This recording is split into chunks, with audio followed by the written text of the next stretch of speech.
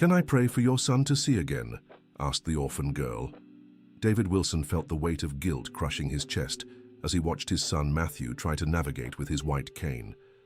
6 months had passed since the accident at home, leaving the boy completely blind, and nothing the best doctors in Chicago could do had restored the light to his eyes. It was during one of those painful walks in Lincoln Park that she appeared. A girl with messy hair and worn-out clothes approached them with a determination that even caught the attention of Buddy, the golden guide dog, accompanying Matthew. "Can I pray for your son to see again?" she asked in a soft yet firm voice. David stopped abruptly, surprised by the child's boldness.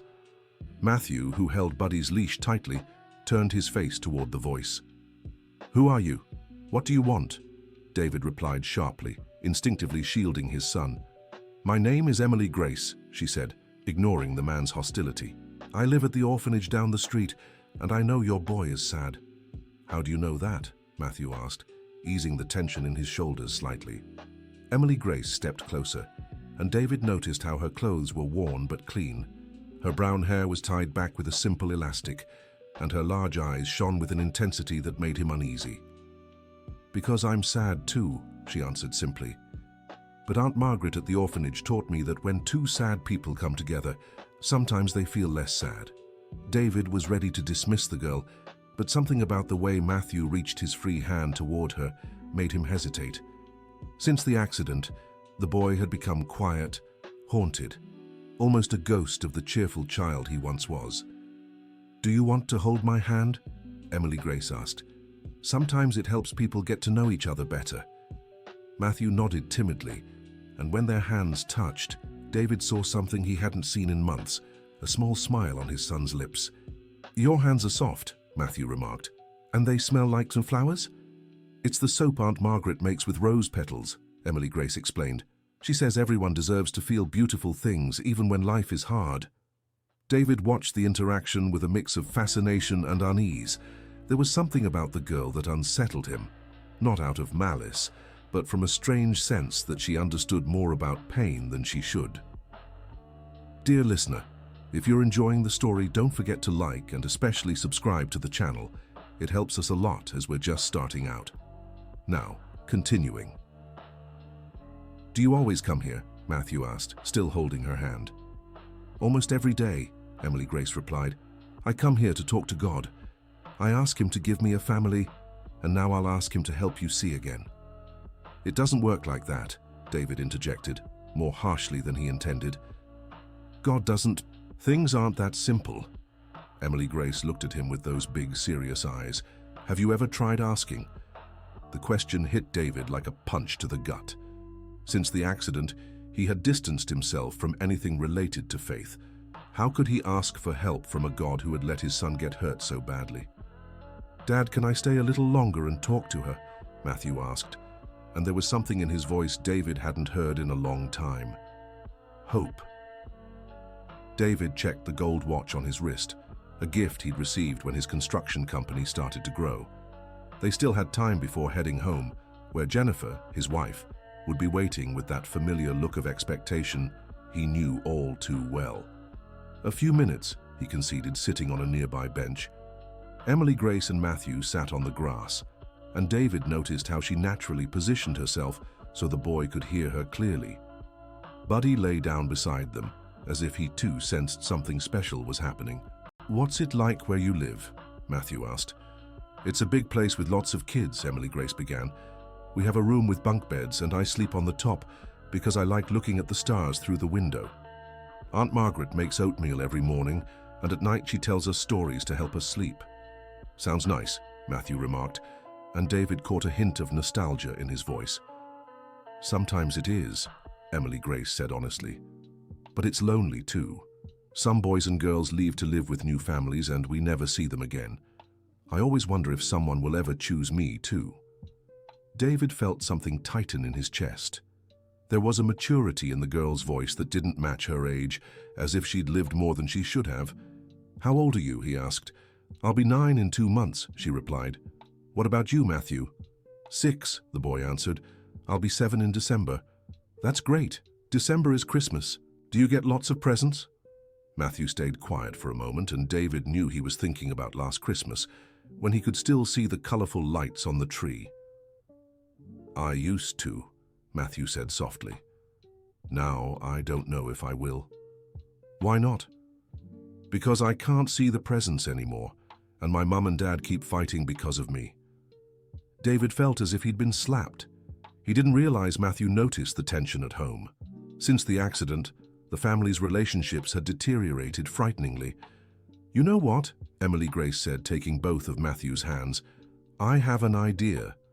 You can teach me what it's like to have a dad, and I can teach you how to be strong when things are hard." "How?" Matthew asked, intrigued. "At the orphanage, we learn to take care of each other. When someone's sad, we make up special games. When someone's scared of the dark, we tell funny stories." "Want me to teach you?" David watched his son nod with an energy he hadn't seen in months. Something was happening here, something not even all the therapists and specialists had managed to spark. "But I can't teach you how to have a real dad," Matthew said sadly. "My dad's always busy or mad at me." "I'm not mad at you," David defended, but even to himself the words sounded weak. Emily Grace looked at David with an intensity that made him feel completely exposed. "Sometimes adults are mad at life, not at kids," she said wisely. "My mom was mad at life before she left me at the orphanage." "Do you remember your mum?" Matthew asked. "A little. She had hair like mine and always smelled like lavender. She left when I was really small, but she left a note saying she loved me very much and would come back for me one day." David felt a lump in his throat. The ease with which the girl spoke about abandonment was heartbreaking. "Do you believe she'll come back?" "Every day," Emily Grace answered without hesitation. "Aunt Margaret says as long as we believe, there's always hope. It's like your eye. As long as you believe, it can still get better." "The doctors said it's hard," Matthew said, his voice shaky. "Hard isn't impossible," Emily Grace replied. "At the orphanage, there's a girl everyone said would never walk right because she was born with a bad leg. But she kept trying. Now she runs faster than anyone." David approached the two, drawn to the conversation despite his reservations. "How did she do it?" "With a lot of willpower and people who believed in her," Emily Grace replied, looking directly at David. "Sometimes we need someone to believe in us when we can't believe in ourselves." That phrase echoed in David's mind like a bell. Since the accident, he had focused so much on guilt and fear that he might have forgotten to believe in his son's ability to recover. "Dad, can I see Emily Grace again tomorrow?" Matthew asked eagerly. David hesitated. There was something about that girl that stirred him inexplicably. It was as if she could see things he had lost the ability to notice. "We'll see," he said, his way of saying yes without fully committing. "He'll let you," Emily Grace said confidently. "I can see in his eyes that he's a good dad, just scared." David was surprised by the girl's sharp observation. How could she read people so well? "Scared of what?" Matthew asked. "Scared of losing you again," Emily Grace answered, still looking at David. "Adults get really scared when they see the people they love get hurt. Sometimes they get so scared they forget to show love." David felt tears sting his eyes. That was exactly it. Since the accident, he had lived in constant panic, always imagining something worse could happen. "Come on, Matthew," he said, standing abruptly. "We need to go home." "But Dad—" "Now," David insisted, more harshly than he meant to. Emily Grace stood too and took Matthew's hand once more. "It'll be okay," she whispered. "I'll be here tomorrow if you want to come back." "Promise?" Matthew asked, squeezing her hand. "I promise. And do you promise to try believing things can get better?" "I promise," Matthew replied with a genuine smile. David pulled his son by the hand and began to walk away, but turned to look at Emily Grace one more time. She stood there waving at them, even though she knew Matthew couldn't see her. "Goodbye, Mr. David," she called out. David stopped walking. He hadn't told her his name. "How do you know my name?" he asked, stepping back toward her. Emily Grace blushed and looked down. I heard other people talking about you in the park. They say you're very important, that you have a big company." David wasn't convinced, but decided not to push. There was something odd about the whole situation, but he couldn't quite put his finger on it. On the way home, Matthew wouldn't stop talking about Emily Grace. How funny she was, how she could do different voices when telling stories, how her hands were soft and smelled nice. "Dad, do you think she's telling the truth about praying for me?" Matthew asked as they neared home. David drove slowly, as he always did now, overly fearful of any accident. His son's question caught him off guard. "I don't know, son. Sometimes people say things they want to believe are true. But what if it is true? What if God is really listening to her prayers?" David pulled the car into the garage of their home in an upscale Chicago neighborhood. The house was large, with a well-kept garden and an electronic gate, symbols of the success he had worked so hard to achieve. "Matthew, I don't want you to get your hopes up too high," he said, turning off the engine.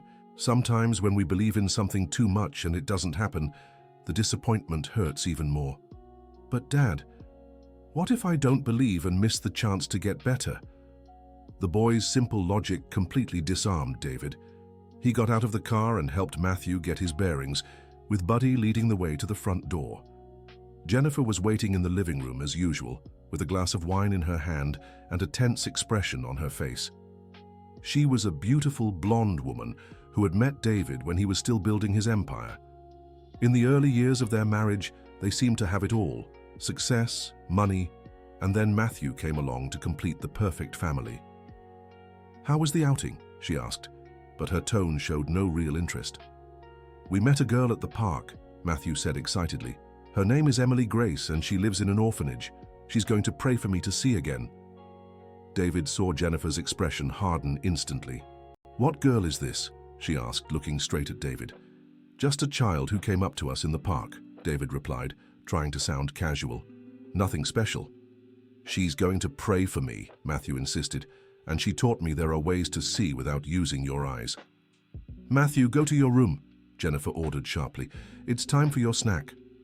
The boy hesitated, clearly wanting to keep talking about Emily Grace, but he obeyed.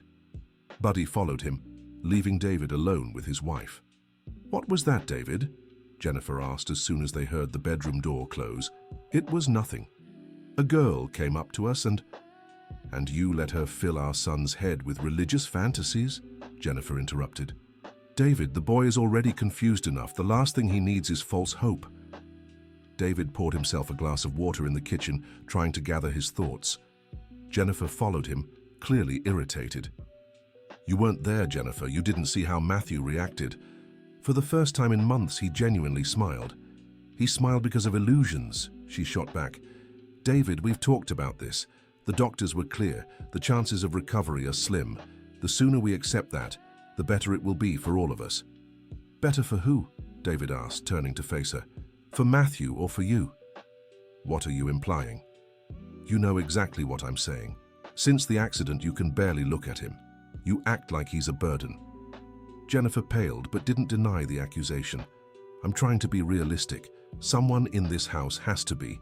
You keep running from reality, taking the boy to parks, spending fortunes on therapies that don't work." "He's our son," David raised his voice. "How can you talk about him like he's a problem to be solved?" "Because he is a problem," Jennifer shouted back. "Our lives have been turned upside down. You haven't worked properly in months. I can't leave the house without worrying, and now there's some strange girl filling his head with—" "Enough!" David cut her off. "I won't stand here and listen to you talk about our son like that." He started up the stairs toward Matthew's room, but stopped when he heard Jennifer yell from below, "If you keep feeding into his fantasies, you'll destroy what's left of this family." David found Matthew sitting on the bed, clearly having heard the argument. Buddy was lying at his feet as he always did when the boy was upset. "Dad, why doesn't Mom like it when I talk about Emily Grace?" David sat on the bed beside his son, feeling the weight of having to explain adult complexities to a 6-year-old. "Your mother is worried. Sometimes when people are very worried, they get scared of things that might be good. But meeting Emily Grace was good, right, Dad?" David looked at his son, seeing the hope shining in his eyes that could no longer see. How could he take that away? "Yes, son, I think it was good." "So, can we go back tomorrow?" David hesitated. Going back would mean another argument with Jennifer, but it also meant seeing that smile on Matthew's face again. "Let's see how you feel tomorrow, okay?" Matthew nodded and hugged his father. David felt tears streaming down his face. Over the past few months, he had been so focused on guilt and fear that he'd forgotten to simply hold his son. "Dad, do you think Emily Grace is praying for me right now?" "I don't know, son, but if she said she'd pray, then she's praying." "I'll pray for her too," Matthew said. "I'll ask God to send her a good family." David pulled back slightly to look at his son. Even with lifeless eyes, there was something shining in them that hadn't been there before meeting Emily Grace. That night, David barely slept.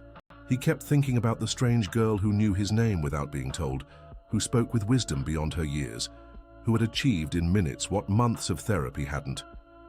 Dear listener, if you're enjoying the story, don't forget to like and especially subscribe to the channel.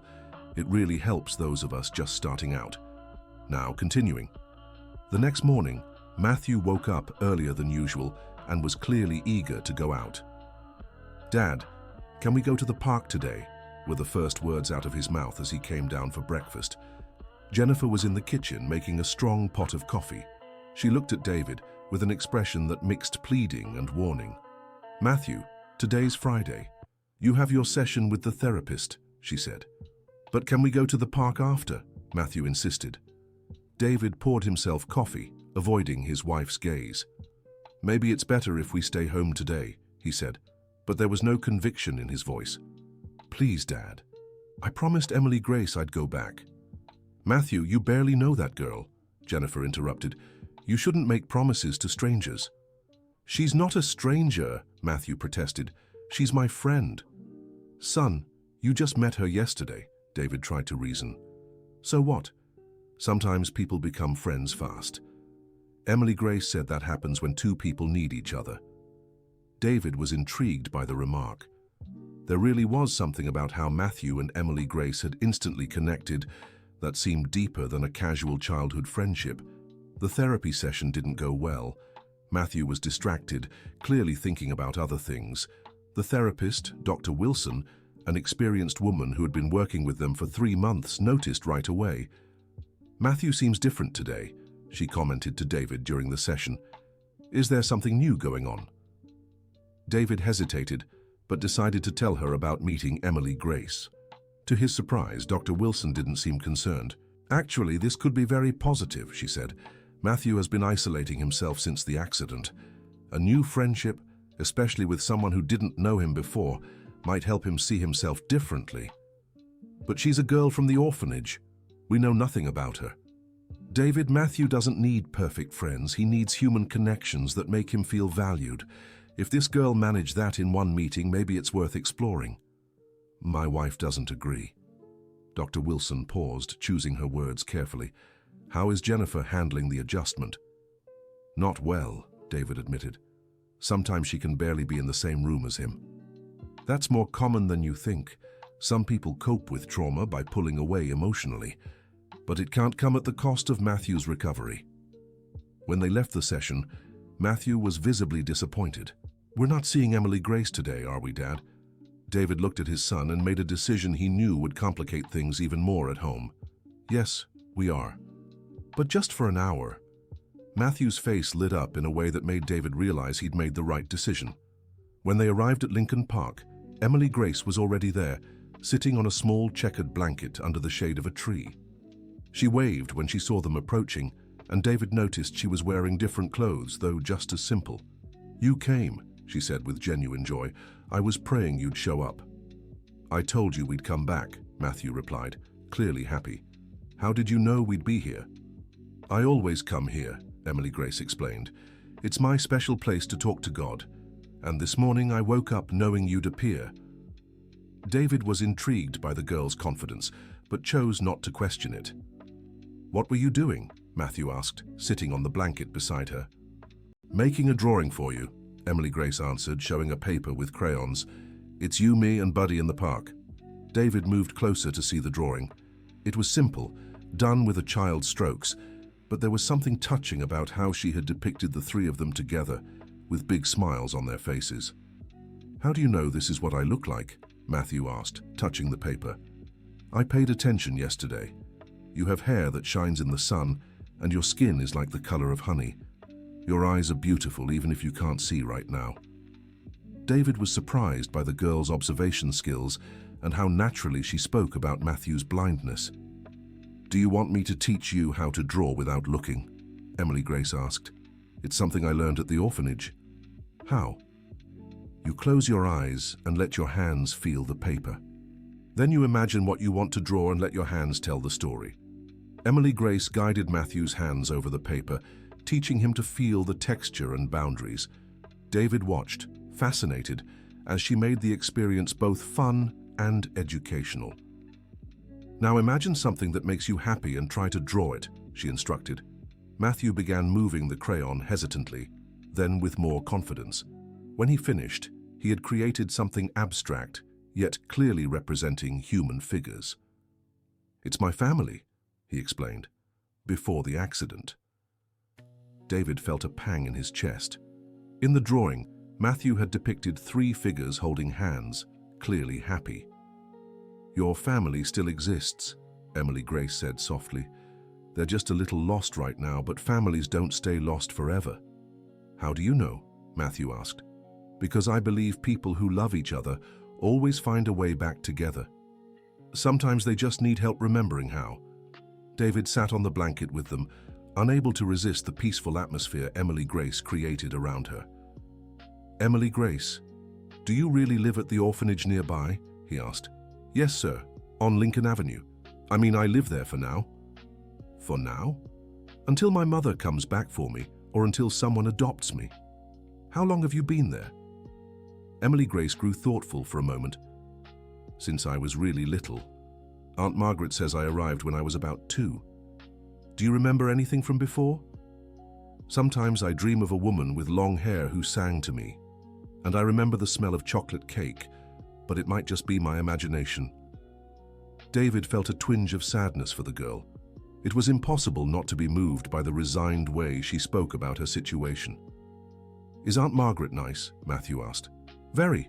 She takes care of all of us like we're her own children. But she's always worried because it's hard to keep the orphanage running." "Hard how?" David asked, his business experience sparking curiosity. "There's never enough money for things. Sometimes there isn't enough food, or the toys break and we can't buy new ones. Aunt Margaret stays up late doing calculations and always seems worried." David Wilson absorbed this information with growing interest. His company had a social responsibility program, but he'd never been personally involved. "How many children live there?" "There are 17 of us now, but some are babies and others are almost adults." "And what do you do during the day?" "In the morning we have lessons at home because Aunt Margaret used to be a teacher before taking care of us. In the afternoon, the older ones help with chores and the younger ones can play. And at night after dinner, she tells us stories or we draw." Matthew was listening intently, clearly fascinated by Emily Grace's routine. "Sounds fun," he commented. "Sometimes it is, but it's also lonely. It's not the same as having a real family, with a father and mother of your own." "What do you imagine having a family would be like?" David asked, genuinely curious. Emily Grace's eyes lit up. "I dream of a house where I have my own room with a bed just for me and maybe some dolls, and a mother who makes breakfast just for me and takes me to school, and a father who teaches me to ride a bike and protects me when I'm scared." The simple yet longing description made David remember how he'd been a father in Matthew's early years, before work pressures, and now the accident created such distance between them. "What about you, Matthew? What do you imagine it would be like if you could see again?" Emily Grace asked. Matthew stayed quiet for a long time. "I'd want to see my father's smiling face again, and my mother's too. I'd want to see Buddy running in the park. And I'd want to see you, Emily Grace." "You already see me," she said simply, "just not with your eyes." "What do you mean?" "You see me with your heart. You know I'm your friend. You know I care about you. That's a way of seeing that's sometimes even better than using your eyes." David was struck by the depth of the girl's observation. There was a wisdom there he couldn't explain. "Emily Grace, can I ask you something?" he said. "Of course, Mr. Wilson." "Yesterday you knew my name without me telling you. How?" The girl blushed again and looked down. I already knew you by sight. Sometimes I see you walking through the park, and I hear people talking. What kind of things do they say? That you're a very important man, that you have a big company, and that something sad happened to your boy. David accepted the explanation, though something still bothered him. There was a familiarity in how she treated them that went beyond casual observation. "Mr. Wilson, can I ask you something?" Emily Grace said. "Go ahead. Why do you feel guilty about what happened to Matthew?" The question struck like lightning. David was speechless for a moment. "How do you know I feel guilty?"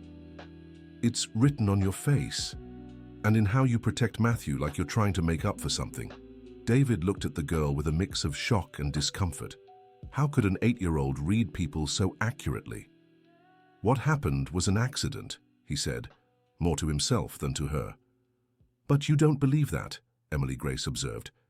"You think you should have prevented it." Matthew turned toward his father, clearly sensing the tension in the conversation. "Dad, what are you talking about?" David hesitated. He'd never discussed the accident details with Matthew, always thinking it was better to spare him. "Nothing important, son." "But it is important," Emily Grace said gently. "Sometimes things hurt less when we talk about them." "Emily Grace, Dad, was what happened to me your fault?" Matthew asked directly. David felt as if the world had stopped. It was the question he had feared for months, the conversation he had avoided at all costs. "No, son, it was an accident." "But you think it was your fault," Emily Grace insisted gently. "And that's hurting both of you." "How can you know that?" David asked, genuinely confused. "Because I've seen it before. At the orphanage, sometimes children come whose parents feel guilty about something, and the guilt makes them pull away from their kids, even when they want to stay close." David fell silent, processing the girl's words. "Dad, can you tell me what really happened?" Matthew asked. "I remember some things, but not everything." David looked at Emily Grace, who nodded encouragingly. "You were playing in the backyard," he began, his voice trembling. "I was working in the office, talking on the phone. You called me to play, but I said I was busy." Matthew listened quietly. "You insisted, and I got annoyed, told you to stop bothering me. You ran off, climbed the tree you always climbed, but this time, I fell," Matthew finished. "You fell and hit your head. I heard the noise and ran. There was blood. You were unconscious. If I had just stopped to play with you, I still would have climbed the tree another time." Matthew interrupted with simple logic. "I always climbed that tree, Dad. But if I had paid attention..." "Mr. Wilson," Emily Grace said softly, "my friend Ryan at the orphanage always says one thing. We can't change what's already happened, only choose what to do with it." David looked at her, again struck by her maturity. "And what do you think we should do?" "Stop being sad about the past and start being happy with the present," Matthew said. "I may not see with my eyes, but I can feel that you love me, and that's what matters." David felt tears streaming down his face. For the first time in months, he hugged his son without fear, without guilt, just with love. "I love you so much, Matthew. So much." "I love you too, Dad." Emily Grace watched the embrace with a radiant smile. "There," she said. "Now you're already starting to heal." David pulled back from his son and looked at the girl with gratitude. "How are you so wise for a child?" "Aunt Margaret says when we go through hard things, it's easier to understand when others are going through hard things too." "And you've been through hard things?" "Everyone at the orphanage has. But Aunt Margaret teaches that hard things can also make us stronger and kinder." Dear listener, if you're enjoying the story, please take a moment to like and especially subscribe to the channel. It helps us a lot as we're just starting out. Now, continuing. They spent another hour in the park, with Emily Grace teaching Matthew different games that didn't rely on sight. She had created a tactile version of tic-tac-toe using small stones with different textures and invented a guessing game based on smells and sounds. When it was time to leave, Matthew was visibly reluctant. "Can we come back tomorrow?" he asked. "Tomorrow is Saturday," David said, remembering he had no work commitments. "We can stay longer." "Really?" Matthew asked excitedly. "Really? And maybe we can bring a snack for all of us." Emily Grace clapped her hands, clearly happy. "I'll bring my guitar," she said. "Aunt Margaret taught me a few songs." "You play guitar?" David asked, surprised. "A little. It's a borrowed guitar from the orphanage, but I take good care of it." David was impressed. With every conversation, he discovered new facets of Emily Grace's personality. On the way back home, Matthew couldn't stop talking about their plans for the next day. David realized he hadn't seen his son this excited in a long time. "Dad, Emily Grace is special, isn't she?" "Yes, son, very special." "Do you think she can really help me see again?" David hesitated. He didn't want to give false hope, but he also didn't want to crush his son's growing happiness. "I think she's already helping you see in other ways," he finally said. "That's true. Today I could see both of you smiling, even without using my eyes." When they got home, Jennifer was in the living room, visibly tense. "Where were you?" she asked. "It's past 5 in the afternoon." "At the park with Emily Grace," Matthew answered cheerfully. "She taught me new games and said she'll bring her guitar tomorrow." Jennifer looked at David with an expression mixing anger and disappointment. "David, we need to talk," she said. "Matthew, go wash your hands for dinner," David instructed. When they were alone, Jennifer didn't waste time. "I thought we agreed we wouldn't encourage these fantasies." "They're not fantasies, Jennifer. For the first time in months, our son is happy." "Happy based on illusions." "David, don't you see what you're doing? You're setting him up for disappointment later. And don't you see what you're doing? You're destroying any chance for him to adjust to his new reality." "Adjust?" Jennifer laughed bitterly. "David, you're using a street kid to avoid the real problem." "What real problem?" "That our son will never see again, that our lives will never be the same, that you'd rather live in a fantasy than face reality." David felt anger rising in his chest. "The reality is, Matthew needs support, not a mother who can barely look at him." "I do look at him." "No, you don't. You avoid him, you run away, you act like he's a stranger." Jennifer turned pale but didn't deny it. "It's hard, David. It's so hard to see him like this." "It's hard for me too, but he's still our son." "I know that. Then why can't you show it?" Jennifer collapsed onto the couch, covering her face with her hands. "Because every time I look at him, I remember the boy he used to be, and it hurts so much I can't bear it." David felt his anger turn to compassion. For the first time since the accident, he understood Jennifer was suffering too. She was just handling the pain differently. "Jennifer, we need to find a way to deal with this together." "I don't know how," she admitted. "I really don't. Maybe we should get help. Family therapy, something." "Do you think it'll work?" "I don't know. But I know things can't stay like this." Jennifer lifted her head and looked at David. "And this girl? Do you really think she can help?" David considered the question carefully. "I think she's already helped more than any therapy we've tried." Today, Matthew smiled, played, talked about the accident without fear. That has to count for something. But what if she disappears?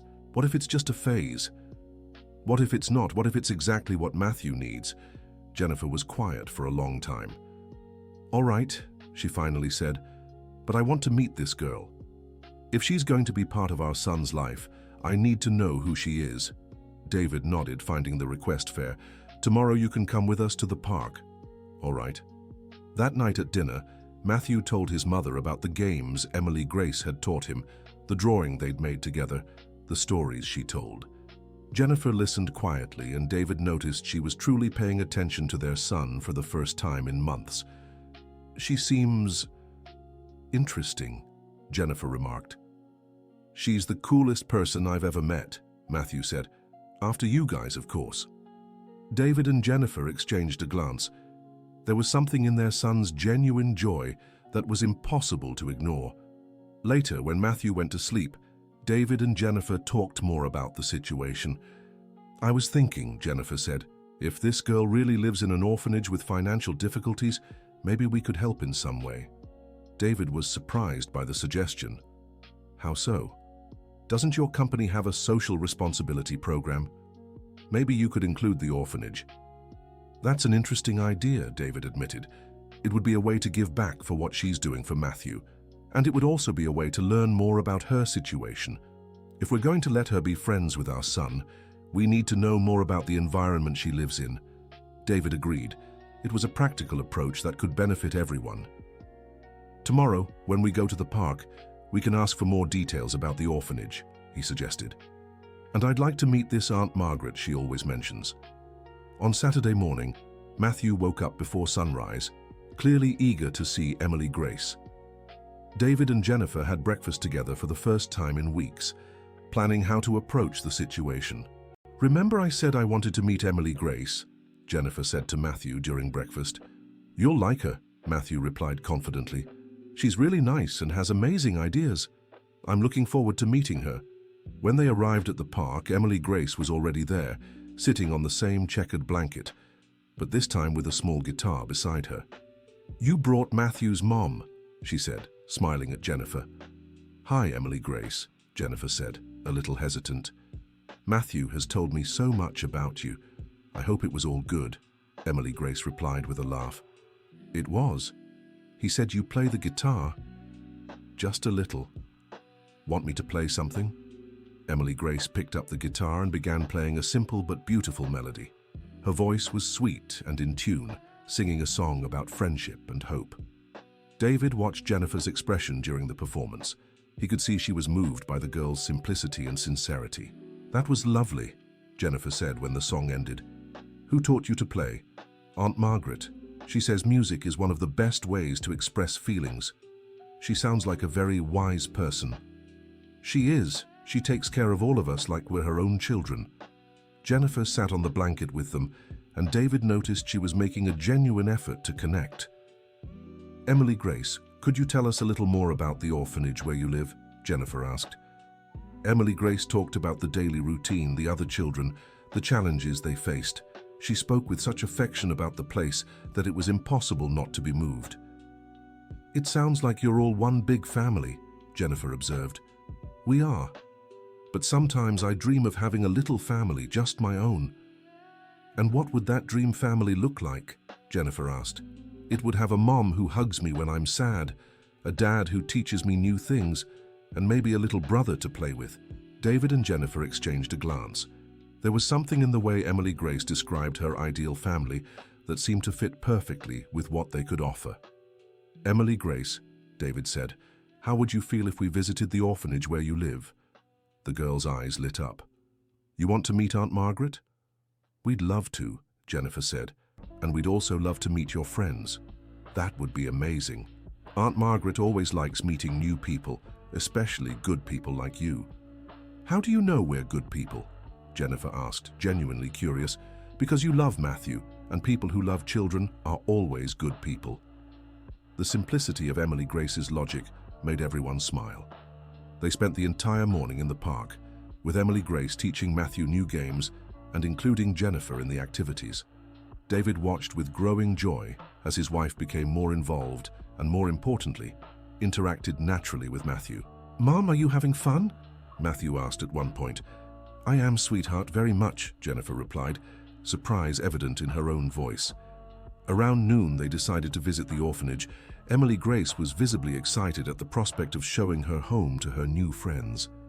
The orphanage was just 2 blocks from the park, an old but well-kept building with a small tended garden in front. Children played in the yard, their voices creating a cheerful atmosphere. A woman with graying hair and a warm smile appeared at the front door. It was clearly Aunt Margaret, whom Emily Grace always mentioned.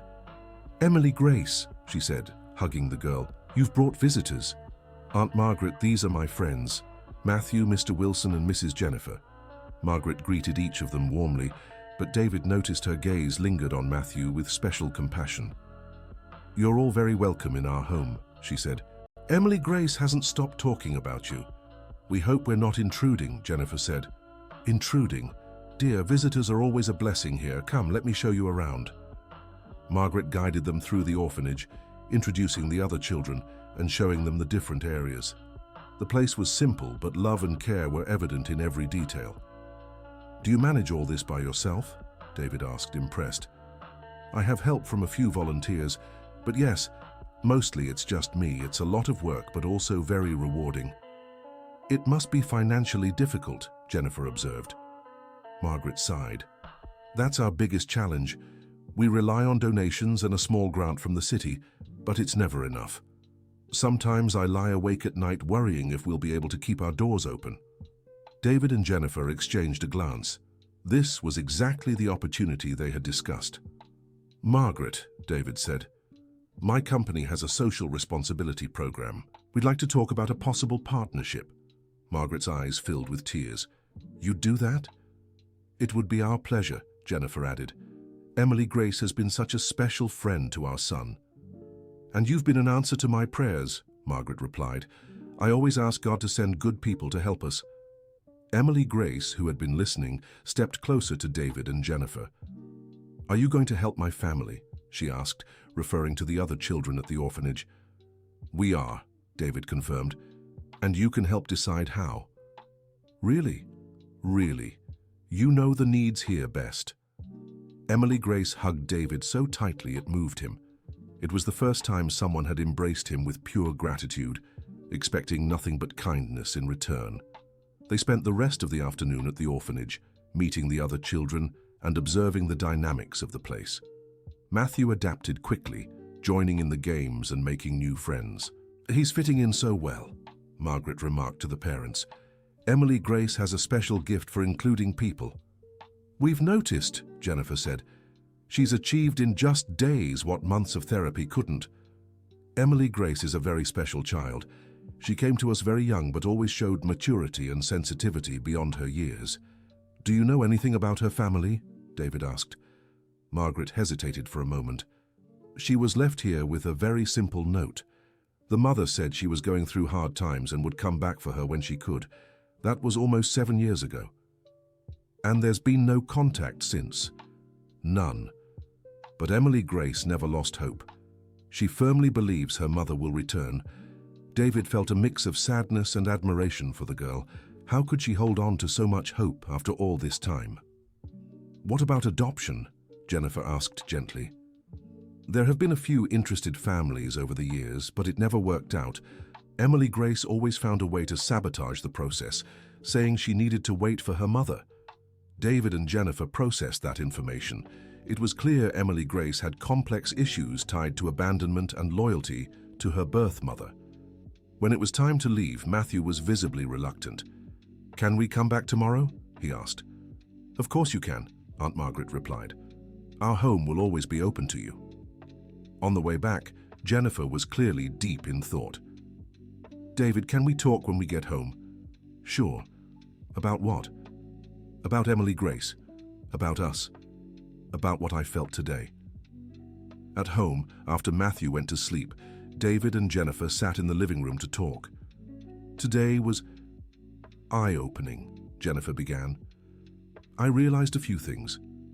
"Like what?" "Like how I've been a terrible mother since the accident. How I've let fear and sadness keep me from being present for our son." David stayed quiet, letting her continue. "And I also saw how Emily Grace naturally does what I've struggled with, accepting Matthew as he is now, not as he was before." "Jennifer, let me finish. I want to try to be a better mother. I want to learn from Emily Grace how to love without regret, how to support without smothering." David took his wife's hand. "I want to try to be a better father too. Today I realized I've used guilt as an excuse not to truly connect with Matthew. We messed up, David, but it's not too late to fix it." "No, it's not." They sat in silence for a moment, processing the day's revelations. "David, I was thinking about something." "Go on." "What if, besides helping the orphanage, we considered adopting Emily Grace?" David was surprised by the suggestion. "Jennifer, that's a very serious decision." "I know, but think about it. She and Matthew have an incredible bond. She clearly needs a family, and we could use a daughter like her. But she's waiting for her birth mother to return. Aunt Margaret said it's been 7 years. Maybe it's time Emily Grace understands she can have a family and still hold on to hope about her mother." David considered the idea. There was logic to it, but also many complications. "It would be a huge change for all of us." "The best changes always are," Jennifer noted. And look what she's already done for our family in just 2 days. We'd need to talk to her, to Aunt Margaret, understand all the legal aspects. Of course, I'm not saying we should do it tomorrow, but I'd like us to seriously consider it. David nodded. It was an idea worth careful thought. And you? How do you feel about suddenly having an 8-year-old daughter? Scared, Jennifer admitted, but also hopeful. Emily Grace has something I lost, the ability to see the good in hard situations. The next day, Sunday, they returned to the orphanage, this time bringing a special lunch to share with all the children. David had called some suppliers and arranged a full meal for everyone. The children's joy at seeing the food was touching. David realized how things he took for granted were luxuries to these kids. You didn't have to do this, Aunt Margaret said, clearly moved. We wanted to, Jennifer replied. It's just the beginning of our partnership. During lunch, David observed Emily Grace interacting with Matthew and the other children. She was naturally maternal, always making sure everyone felt included and happy. Emily Grace, Jennifer said when they were alone for a moment, can I ask you a personal question? Of course, Mrs. Jennifer. How would you feel if a family wanted to adopt you, but you were still waiting for your mother to come back? Emily Grace grew thoughtful for a long time. That's a hard question, she finally said. I always thought I had to choose between having a new family or waiting for my mom. But maybe I could do both? How so? Maybe I could have a family who loves me now, and if my mom comes back, she could meet my new family and everyone could get along. Jennifer was struck by the maturity of her answer. And how would you feel if that family were ours? Emily Grace's eyes widened. You want to adopt me? We're seriously considering it, but we want to make sure it's what you want too. Emily Grace looked over to where Matthew was playing with the other children, then at David, who was talking with Margaret. I'd love that, she said, her voice trembling. So much. You'd be the perfect family for me. Why? Because you understand what it's like to have a broken heart and still keep loving, just like me. The depth of her observation left Jennifer speechless for a moment. And do you think it would be good for Matthew to have a sister? I think it would be good for all of us to have a complete family. That afternoon, David, Jennifer, and Margaret had a serious conversation about the adoption process.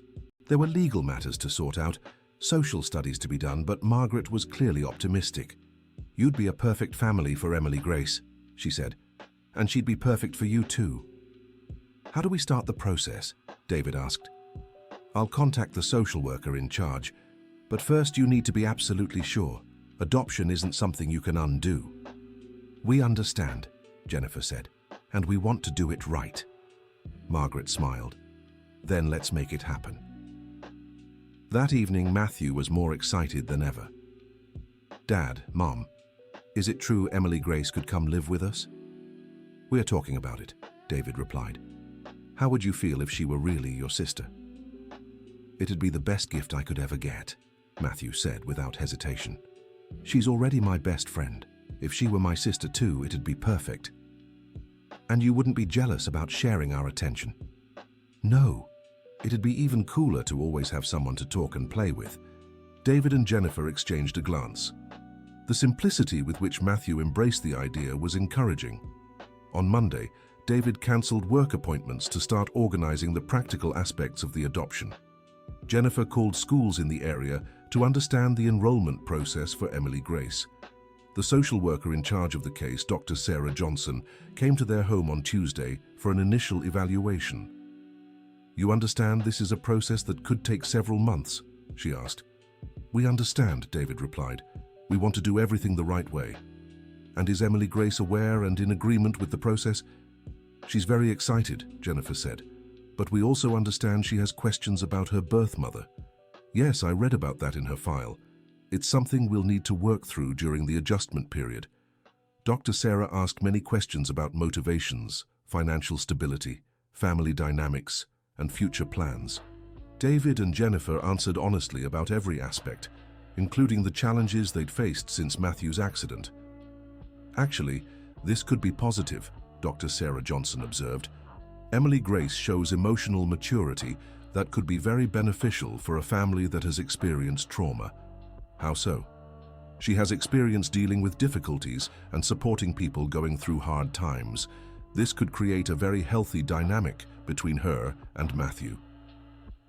The following week, Dr. Sarah Johnson visited the orphanage to speak with Emily Grace and Aunt Margaret.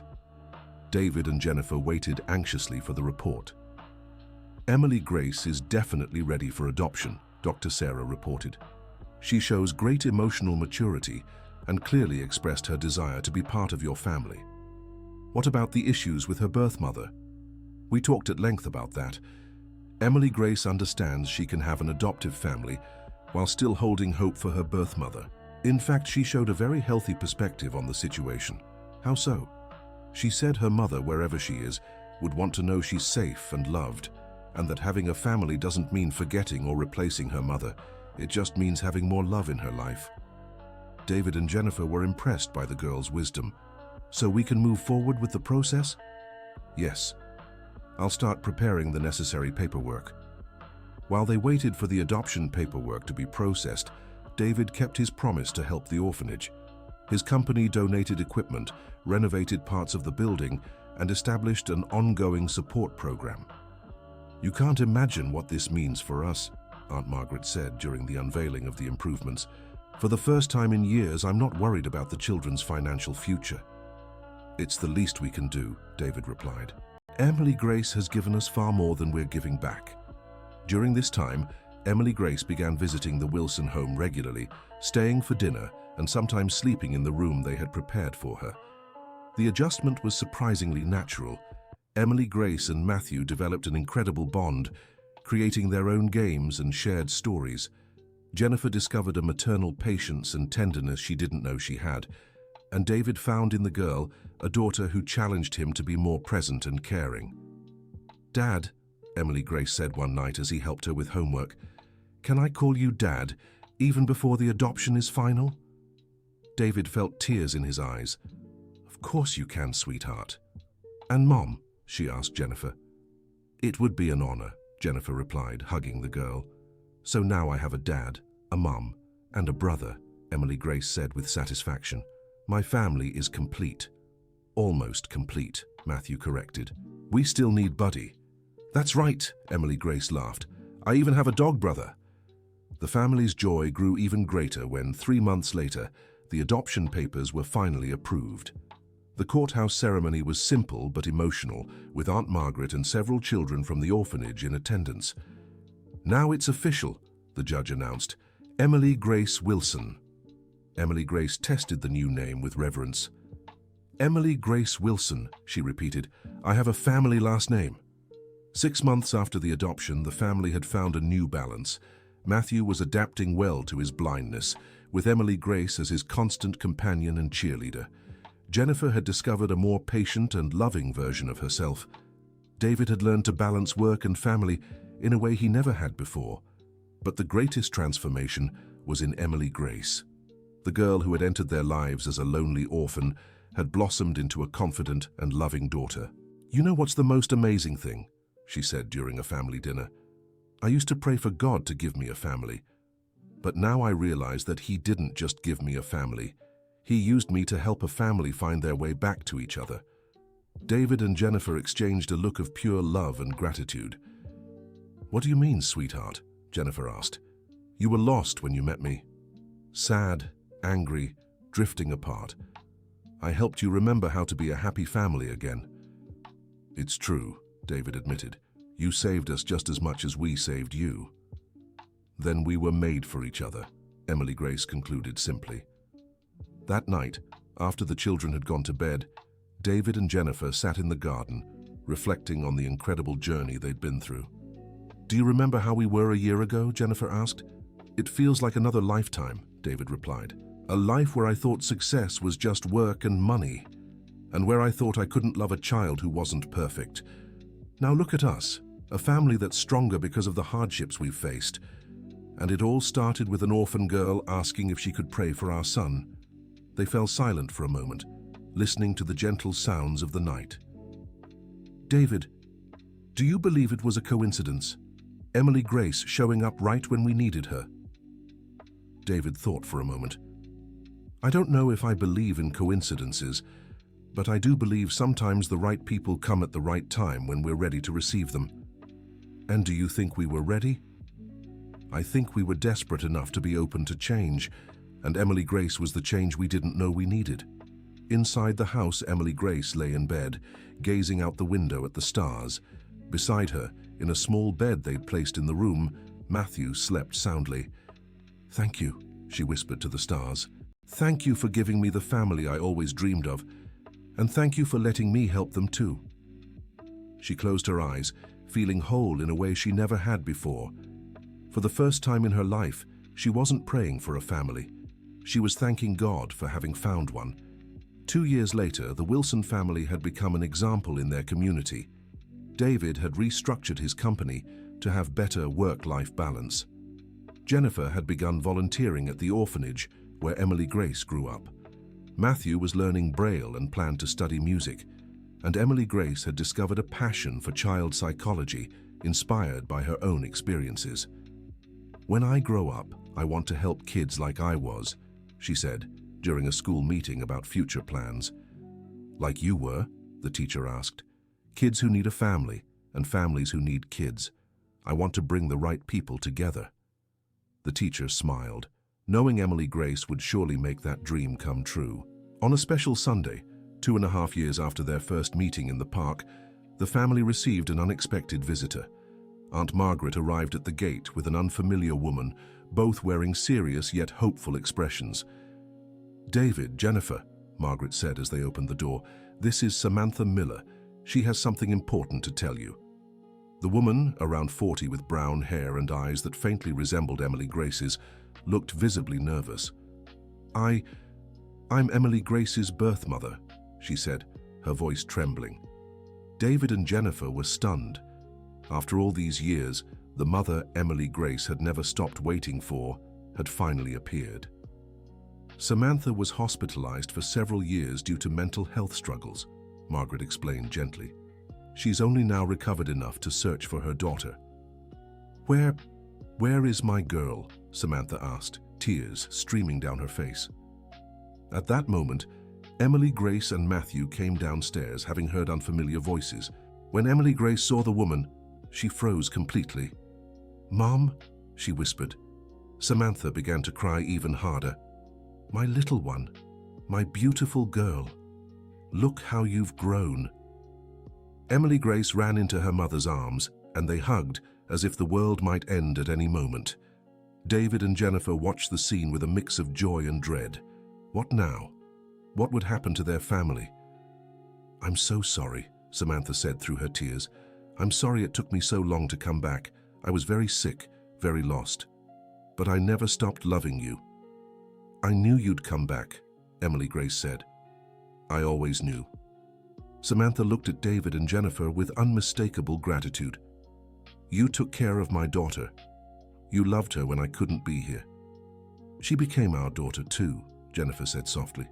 "We love her so much." "I can see that," Samantha replied, "and I didn't come here to take her away. I came to thank you and to ask if I can be part of her life, even if not as her primary mother." David was surprised by Samantha's mature approach. "What do you mean?" "I missed the most important years of her life. You were here. You're her parents now. I just want a chance to get to know the amazing woman she's become and maybe be her friend."